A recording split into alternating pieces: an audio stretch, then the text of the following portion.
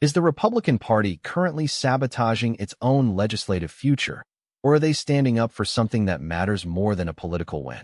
As Congress returns from the Memorial Day break, the gears of government are grinding to a halt, and the culprit isn't the Democrats, it's a deep, internal fracture within the GOP that threatens to derail President Trump's entire agenda. Before we continue, if you want to stay on top of everything happening in U.S. politics, hit that subscribe button right now and leave a like. It really helps this channel grow and ensures you don't miss the latest updates on these critical developments. So, let's get into it.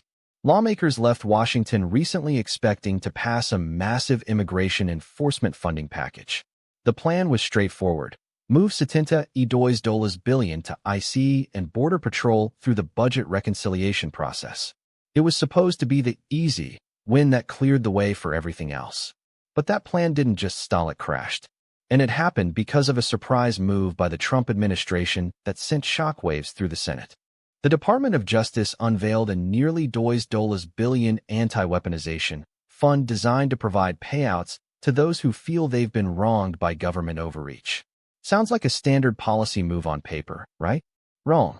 When the acting Attorney General, Todd Blanche, met with Senate Republicans in a closed-door session, the room erupted. The core issue? Accountability. Senators demanded to know if this taxpayer-funded money would reach those convicted of assaulting police officers during the January 6th riots. When they didn't get the answers they wanted, the GOP hit the brakes. They effectively punted on the ICE and Border Patrol funding, leaving the White House to deal with the fallout. Now, this isn't just about the money. It's about a total logjam. Because that reconciliation process is stuck, everything else is backing up. We're talking about the reauthorization of Section 702 of the Foreign Intelligence Surveillance Act, or FISA. This is a massive, must-pass spy law, and Congress has already punted on it twice.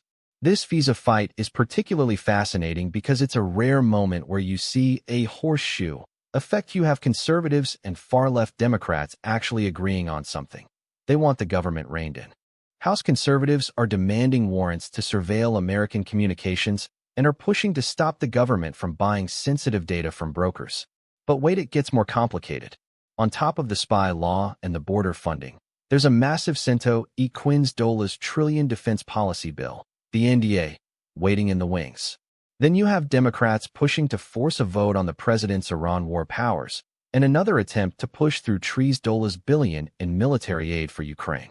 All of this is happening while the calendar is shrinking. With the August recess coming up and the entire month of October essentially written off for midterm campaigning, the window for legislative action is closing rapidly. What does this mean for the average American? It means the government is becoming increasingly ineffective at passing the must-do items.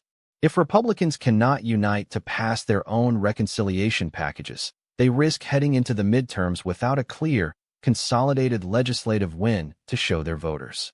They are essentially fighting a war on two fronts, one against the opposition and one against themselves. The administration says they look forward to additional conversations, but the clock is ticking.